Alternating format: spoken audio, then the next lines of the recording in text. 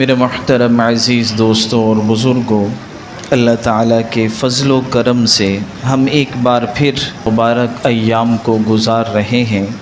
جن کی قرآن و حدیث کے اندر بہت فضیلت بیان کی گئی ہے،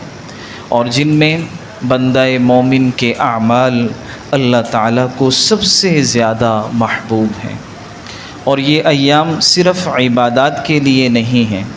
بلکہ ایمان کی تجدید، اخلاص کی آزمائش اور قربانی کے جذبے اور بندگی کے اعلان کے دن ہیں۔ یہ دن ہمیں توبہ، مغفرت، نیک اعمال کی طرف بلاتے ہیں، اور یہ جبکہ قربانی ہمیں حضرت ابراہیم علیہ السلام کی اطاعت اور حضرت اسماعیل علیہ السلام کی تسلیم و رضا کا پیغام دیتی ہے، تو ہمیں چاہیے کہ ان دنوں کے اعمال کو اپنی آخرت کا سرمایہ بنائیں، خوب نیک اعمال کریں۔ صرف 4 دن باقی ہیں یہ عشرہ ذی الحج کے، جیسے میں نے پہلے عرض کیا تھا، اللہ کے نبی صلی اللہ علیہ وسلم نے فرمایا ما من ایام افضل عند اللہ، کہ ان دنوں کی عبادات اللہ کو بہت زیادہ محبوب ہے۔ ما من ایام احب الی اللہ ان یتعبد له من عشر ذی الحج، کہ ان 10 دنوں کی عبادت اللہ کو سارے دنوں کی عبادت سے افضل ہے۔ اور یہ بھی اللہ کے نبی نے فرمایا ان 9 دنوں میں جو آدمی ایک روزہ رکھ لے گا یعدل صیام کل یوم منہا بصیام سنہ، اللہ 1 سال کے روزوں کا ثواب عطا فرمائے۔ وَيَعْدِلُ قِيَامِ كُلِّ لَيْلَةٍ مِّنْهَا بِقِيَامِ لَيْلَةِ الْقَدْرِ، ان راتوں میں جو آدمی عبادت کرے گا، ان 10 راتوں میں جو عید سے پہلے کی 10 راتیں ہیں، ہر رات پر اللہ لیلۃ القدر کی عبادت کا ثواب عطا فرمائیں گے۔ تو یہ ہے کہ یہ جو 4-5 دن باقی ہیں یہ بڑی فضیلت والے، ہم کوشش کریں ان میں اعمال زیادہ سے زیادہ کریں، قرآن کی تلاوت، ذکر، ابھی یہ جو تکبیرات پڑھیں ان کو بھی ان دنوں میں ہم کثرت سے پڑھتے رہیں۔ ویسے تو یہ 9 ذی الحج سے شروع ہوں گی، آگے میں عرض کروں گا، لیکن عام ان دنوں میں بھی ہم ان تکبیرات کو پڑھتے رہیں۔ صحابہ کا معمول تھا کہ ان دنوں میں بھی ان تکبیرات کو کثرت سے پڑھتے تھے، کیونکہ قرآن میں اللہ نے حکم دیا وَاذْكُرُوا اللَّهَ فِي أَيَّامٍ مَّعْدُودَاتٍ، کہ ان چند دنوں میں اللہ کا تم ذکر کرو۔ آگے تفسیر میں اللہ کے نبی نے فرمایا ایام معدود سے مراد، چند دنوں سے مراد کون سے دن ہیں؟ آپ نے خود فرمایا کہ یہ عید سے پہلے کے جو 10 دن ہیں، 9 دن ہیں، یہ دن مراد ہے، کہ ان دنوں میں کثرت سے تم تکبیرات پڑھو، اللہ کا ذکر کرو۔ صحابہ کا معمول تھا کہ ان 10 دنوں میں بازار جاتے تو بلند آواز سے تکبیرات پڑھتے، اور دوسرے جو دکاندار بازار والے ہوتے وہ بھی ان کے ساتھ مل کر پڑھنے لگتے، ایک فضا بن جاتا کہ جہاں جاتے اللہ کی تکبیر، اللہ کی عظمت، اللہ کی کبریائی، توحید کا جو ہے جو اقرار ہو جاتا، سب اس کو پڑھتے۔ تو ہم بھی کوشش کریں کہ ہم ان دنوں کے اندر ان تکبیرات کو ہم کثرت سے پڑھتے رہیں۔ اور اسی طرح عید سے جو پہلے کا ایک دن ہے جس کو عرفہ کا دن کہا جاتا ہے، اس کی بھی بہت فضیلت آئی ہے۔ عرفہ کا دن اس لیے اس کو کہتے ہیں کہ حاجی لوگ، اس دفعہ اللہ کا کرم یہ ہوا کہ بڑی خوشی کی بات ہے، پورے عالم اسلام میں اس دفعہ عرفہ کا دن ایک ہی دن ہوگا، اور اس دفعہ جو عید ہوگی وہ پورے عالم اسلام میں، سعودیہ میں، ترکی میں، UAE میں، اور جتنے بھی جو ہے ممالک ہیں، قطر، تقریباً سب میں ایک ہی دن جو ہے وہ عید الاضحیٰ ادا کی جائے گی، اور عرفہ کا دن بھی ایک ہی دن ہوگا۔ ویسے تو آدمی اگر مختلف بھی ہوں تو آدمی جہاں بھی ہو جو دن اس پر جس وقت آتا ہے اس کو وہ فضیلت حاصل ہو جاتی۔ یعنی پہلے یہ ہوتا تھا کہ وہاں عرفہ کا دن ایک دن پہلے ہوتا تھا، ہمارا بعد میں ہوتا تھا، ہمیں پھر بھی وہ فضیلت ملتی تھی، لیکن اس دفعہ خوش کی بات ہے کہ جس دن حاجی وقوف عرفہ کر رہے ہوں گے اور جس دن ان کا حج کا بڑا رکن ادا ہو رہا ہوگا، اسی دن یہاں بھی عرفہ ہوگا۔ جس دن ان کی عید الاضحیٰ ہوگی ہماری بھی اسی دن عید الاضحیٰ ہوگی۔ تو یہ جو عید سے پہلے کا ایک دن ہے اس کو عرفہ کا دن بولتے ہیں، 9 ذی الحج۔ عرفہ کا دن اس لیے کہتے ہیں کہ جو حج کا سب سے بڑا فرض ہے وہ اس دن ادا ہوتا ہے کہ سارے کے سارے حاجی میدان عرفات ہے، بہت بڑا میدان ہے، جتنے بھی حج کرنے والے ہوتے ہیں سب کا وہاں پہنچنا فرض ہوتا ہے۔ اگر کوئی بھی آدمی وہاں پہنچنے سے رہ گیا تو اس کا حج ادا نہیں ہوتا، حتیٰ کہ بعض لوگ بیمار ہوتے ہیں، وینٹیلیٹر پہ ہوتے ہیں، ہاسپٹل میں ہوتے ہیں، ان کو بھی سعودی گورنمنٹ جو ہے ایمبولینس میں لے کر آتی ہے، وہاں سے ان کو ٹھہرا کر تھوڑی دیر پھر دوبارہ ہاسپٹل لے جاتی ہے اگر وہ سیریس حالت میں ہوتے ہیں، کہ تاکہ یہ حاجی دور سے حج کرنے آئے ہیں تو ان کا حج کا جو بڑا فرض ہے وہ ادا ہو جائے۔ تو حج میں یہ سب سے بڑا فرض ہے۔ بعض لوگ ایسے بھی ہوتے ہیں لیٹ ہو جائے سیدھا فلائٹ لے کے عرفات پہنچتے ہیں، جس نے حدیث میں اللہ کے نبی نے فرمایا جس نے وقوف عرفہ پا لیا اس نے حج کو پا لیا۔ تو آپ نے دیکھا ہوگا یہ سارا میدان ہے، سارے لوگ وہاں جمع ہوتے ہیں، کوئی عمارت نہیں ہے، وہاں خیمے لگائے جاتے ہیں، بس ایک دن کے لیے وہ آباد ہوتا ہے، سارے لوگ وہاں کھڑے ہو کر میدان عرفات میں اللہ کے نبی نے 5 گھنٹے مسلسل دعا مانگی، اور ساری دعا آپ کی امت کے لیے تھی، اور اس امت کے لیے، گناہ گاروں کے لیے، ظالمین کے لیے یہاں دعا مانگی آپ نے۔ پھر وہاں سے آپ عرفات، پھر یہ جیسے غروب شمس ہوتا ہے، نماز مغرب کی نہیں پڑھنی ہوتی ہے عرفات میں، بلکہ وہیں سے نکلنا ہوتا ہے، پھر آگے ایک جگہ ہے مزدلفہ، وہاں جا کے مغرب اور عشاء اکٹھے کر کے پڑھنی ہوتی ہے، اور وہاں رات گزارنی ہوتی ہے، اور وہاں پھر صبح جو ہے وہاں سے روانگی ہوتی ہے آگے مینا کی طرف۔ تو یہ حج کا ایک تھوڑا سا میں نے پس منظر عرض کیا۔ تو یہ ساری دعاؤں کی قبولیت کی جگہ ہے۔ تو بہرحال اللہ کے نبی نے عرفہ کا جو دن ہے 9 ذی الحج کا، اس کی بڑی فضیلت بیان فرمائی، قرآن میں بھی اللہ نے اس کا تذکرہ فرمایا، والشفع والوتر، وتر سے مراد جو ہے عرفہ کا دن ہے۔ اسی طرح سورہ بروج کی آیت ہے وشاہد ومشہود، یہاں بھی اللہ نے قسم کھائی کہ قسم ہے اس کی شاہد جو تمہارے پاس حاضر ہوتا ہے، وہ مشہود، اور قسم ہے اس دن کی جس کے پاس لوگ حاضر ہوتے ہیں۔ تو مشہود سے مراد جو ہے وہ عرفہ کا دن ہے۔ اور اللہ کے نبی صلی اللہ علیہ وسلم نے عرفہ کے دن کے بارے میں یہ فرمایا ما رؤی الشیطان یوما هو فیہ اصغر ولا احقر ولا ادہر ولا اغیظ یوم عرفہ، کہ سب سے زیادہ شیطان ذلت اور خواری اور غصے میں حقیر وہ عرفہ کے دن ہوتا ہے، سب سے زیادہ پریشان وہ ہوتا ہے۔ کیوں؟ فرمایا الا من تنزل الرحمہ، اس لیے کہ اس دن وہ دیکھتا ہے کہ اللہ کی اتنی رحمت لوگوں پر نازل ہو رہی ہے اور اللہ اتنے لوگوں کی بخشش فرما رہے ہیں، اس وجہ سے وہ بڑا پریشان ہوتا ہے، بڑے غصے میں، بڑی ذلت اور اس کی حقارت کا یہ دن ہے عرفہ کا جو دن ہے، یعنی عید سے ایک پہلے کا دن۔ اور اللہ کے نبی نے یہاں تک فرمایا ما من یوم افضل عند اللہ من یوم عرفہ، کہ اللہ کے نزدیک عرفہ سے کی فضیلت، عرفہ کے دن سے کوئی بہترین دن نہیں ہے، سب سے بہترین دن جو ہے فرمایا وہ عرفہ کا دن ہے۔ اللہ کے نبی فرمایا کہ سب سے فضیلت والا دن وہ عرفہ کا دن ہے۔ اور اسی طرح اللہ کے نبی صلی اللہ علیہ وسلم نے فرمایا ما من یوم اکثر من ان یعتق اللہ فیہ عبدا من النار من یوم عرفہ، کہ اللہ سب سے زیادہ لوگوں کی مغفرت جو ہے وہ عرفہ کے دن فرماتے ہیں، سب سے زیادہ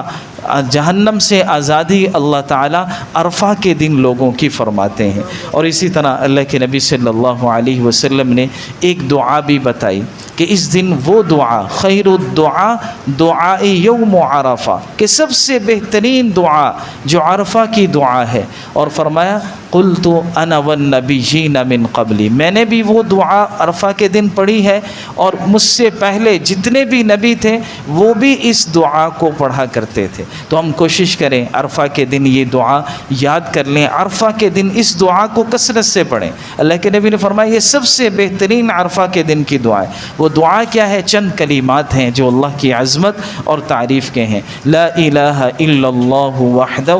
لا شریک لہ لہ الملک وَلَهُ الْحَمْدُ وَهُوَ عَلَى كُلِّ شَيْءٍ قَدِيرٌ۔ ایک دفعہ آپ میرے ساتھ پڑھ لیں لا الہ الا اللہ وحدہ لا شریک لہ لہ الملک وَلَهُ الْحَمْدُ وَهُوَ عَلَى كُلِّ شَيْءٍ قَدِيرٌ۔ ان دنوں میں اللہ کی ان کلمات میں اللہ کی عظمت اور اس کی تعریف ہے۔ لا الہ الا اللہ کے مطلب کہ اللہ کے سوا کوئی معبود نہیں، وہی معبود برحق، وہی خالق مالک رازق، ہمیں پیدا کرنے والا، ہماری حاجتوں کو پورا کرنے والا، ہمارے ساری مشکلوں کو دور کرنے والا وہ ایک اللہ ہے۔ اور آگے فرمایا وحدہ، وہ اکیلا ہے، وہ تنہا ہے، وہ ایسا احد ہے کہ اس کا دوسرا کوئی نہیں، اس کے برابر، اس کا مشیر، اس کا کوئی وزیر، اس کے ہم پلہ کوئی اس کے برابر نہیں، وہ تنہا ہے، صمد بے نیاز ہے۔ آگے کیا فرمایا لہ الملک، کہ ساری کائنات کی بادشاہت، آسمان میں جو کچھ ہے، زمین میں جو کچھ ہے، ان دونوں کے درمیان جو کچھ ہے، ساری کائنات کی بادشاہت ایک اللہ کے قبضے میں ہے۔ اور وَلَهُ الْحَمْدُ، ساری کی ساری تعریفیں جو آج ہو رہی ہیں، آج سے پہلے جو ہو چکی اور آئندہ جو ہوں گی، وہ ساری کی ساری تعریفیں اللہ کے لیے، ساری حمدوں کا مالک، تمام جہانوں کی تعریفیں وہ اللہ کے لیے۔ وَهُوَ عَلَى كُلِّ شَيْءٍ قَدِيرٌ، اور وہ ایک اکیلی ذات ہے جو ہر چیز پر قدرت رکھنے، جب چاہیں وہ جو چاہے کر سے، کوئی بھی چیز ایسی نہیں ہے کہ جو اللہ کر نہ سکے، کوئی بھی چیز ہے۔ وَمَا كَانَ اللَّهُ لِيُعْجِزَهُ مِنْ شَيْءٍ فِي الْأَرْضِ وَلَا فِي السَّمَاءِ، آسمان اور زمین میں کوئی چیز ایسی نہیں کہ جس سے اللہ عاجز ہو، جس کو اللہ کر نہ سکے۔ ہر آدمی دنیا میں محتاج ہے، آدمی اپنی ذات کے اعتبار سے بڑا محتاج اور دوسرے کاموں کے اعتبار سے بڑا محتاج۔ آدمی کو تھوڑی سی کہیں درد نکل جائے تو آدمی تو سب کچھ اس کا دھرا کا دھرا رہ جائے، وہ آدمی کا تھوڑی دیر پیشاب بند ہو جائے تو آدمی بس گیا، اس کے پاس کچھ نہیں، ساری اس کی بادشاہت کچھ نہیں کر سکے گی اگر اللہ نہ چاہے۔ ایک اللہ والے ایک بادشاہ کے پاس گئے تو اسے کہنے لگے کہ بتاؤ اگر تمہارا پیشاب بند ہو جائے تو تم اس کے لیے کیا قربانی دے دو گے؟ اس نے کہا اگر مجھے تکلیف ہو اور میرا پیشاب نہ نکلے تو میں ساری اپنی سلطنت دے دوں گا اور اس پیشاب کو جو ہے جاری کرواؤں گا۔ پھر گلاس میں آدھا گلاس پانی پڑا ہوا تھا، کہا اگر تمہیں سخت پیاس لگ جائے اور تمہیں پیاس پانی کہیں سے نہ ملے تو تم اس کو کتنی قیمت پہ خریدو گے؟ اس کا یہی جواب ہے ساری کائنات دے دو، اپنی جو میری سلطنت ہے یہ ساری دے دوں گا اور وہ چند گھونٹ پانی حاصل کرنے کی کوشش کروں گا۔ تو اس نے اسے سمجھایا اللہ والے نے کہ دیکھو جس سلطنت کی چند قطرے پانی اور چند قطرے پیشاب قیمت ہے، تم اس کے پیچھے لگ کر اپنے رب کو راضی نہ کر، اپنے رب کو ناراض نہ کر دینا۔ تو یہ ہے میرے محترم عزیز دوستو، ہم سب تو محتاج ہیں، وہی ذات ہے جو ہر چیز پر قدرت رکھنے والی، ہم سب کے سب محتاج ہیں، فقیر ہیں۔ قرآن میں اللہ خود فرماتے ہیں یا ایھا الناس انتم الفقراء الی اللہ، اے لوگو تم تو سب کے سب فقیر ہو،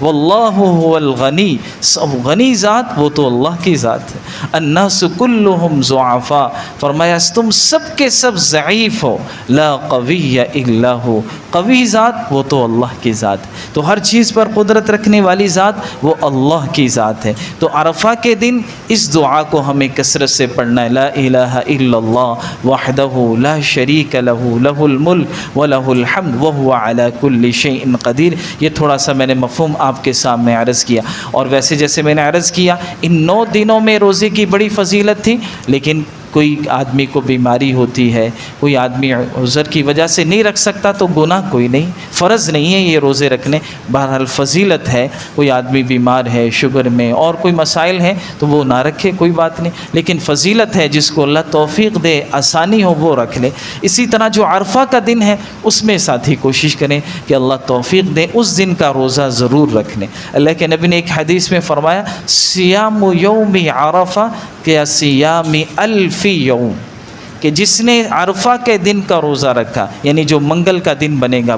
بدھ والے دن عید ہے تو منگل کا جو دن بنے گا اس دن کا جو روزہ رکھے گا، اللہ کے نبی نے فرمایا ایک روزہ ایسے ہے جیسے آدمی نے 1000 دن کا روزے رکھے۔ کتنی فضیلت ہے۔ 365 دن غالباً سال میں ہوتے ہیں، تو سمجھو 3.5 سال کے روزوں کا ہمیں ثواب مل جائے گا۔ اور اسی طرح اللہ کے نبی صلی اللہ علیہ وسلم نے فرمایا صیام یوم عرفہ احتسب علی اللہ ان یکفر السنۃ التی قبلہ والسنۃ التی بعدہ، کہ جو عرفہ کے دن کا روزہ رکھے گا میں اللہ سے امید رکھتا ہوں کہ اللہ 1 سال اس کے اگلے اور 1 سال پچھلے 2 سال کے اللہ اس کے صغیرہ گناہوں کو معاف فرما دیں گے۔ تو اس دن کے روزے کی بڑی فضیلت ہے، کوشش کریں اس دن ہم اعمال میں کثرت سے اعمال میں گزاریں، اپنا کام شام ہے اس کو تھوڑا آگے پیچھے کر کے روزہ رکھ لیں، قرآن کی تلاوت کریں اور جو ہے خوب اعمال کریں۔ اور یہ عرفہ کا دن ہی ہوگا جو منگل کے دن کی فجر ہوگی،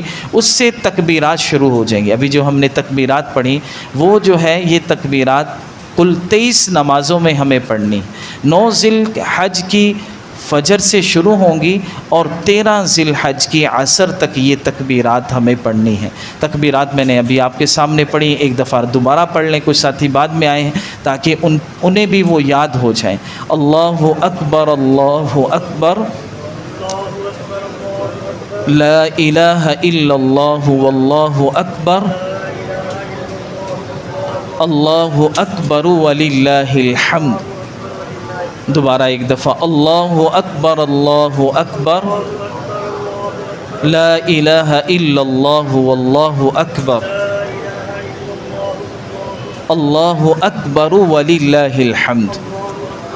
جزاک اللہ۔ یہ تکبیرات ہیں، یہ مرد کے لیے بھی اور عورتوں کے لیے بھی پڑھنا واجب ہے، یعنی بہت بڑا حکم ہے۔ ایسا نہیں کہ سنت مستحب آدمی کر لے تو ثواب نہیں تو گناہ کوئی نہیں، لیکن یہ تو پڑھنا واجب ہے۔ ہم کوشش کریں مرد حضرات جو مسجد میں نماز پڑھیں، جماعت کے ساتھ نماز پڑھیں، جیسے سلام پھیرے کوئی بات نہیں کرنی، کوئی اور ذکر نہیں کرنا، سب سے پہلے ان تکبیرات کو پڑھ۔ اگر ہم نے کوئی اور بات کر لی، کوئی اور ذکر کر لیا تو یہ تکبیرات ساقط ہو جائیں گے، یہ چھوڑنے کا گناہ مل جائے گا۔ اس لیے نماز کے سلام کے فوراً بعد ان تکبیرات کو پڑھنا ہے، اور مرد حضرات کو بلند آواز سے پڑھنا ہے، شرمانا نہیں ہے۔ یہ اللہ کی عظمت جنون کے ساتھ اور جو ہے اللہ کی تعریف کو سامنے رکھتے ہوئے، اللہ کی عظمت کو سامنے رکھتے ہوئے بلند آواز سے ہمیں بغیر کسی شرم کے اللہ کی عظمت اور اس کی بڑائی، اس کی کبریائی کا اقرار کرنا ہے کہ سب سے بڑے اللہ ہیں، ہم اس کا نام لے رہے ہیں، اس کے سوا کوئی اور نہیں،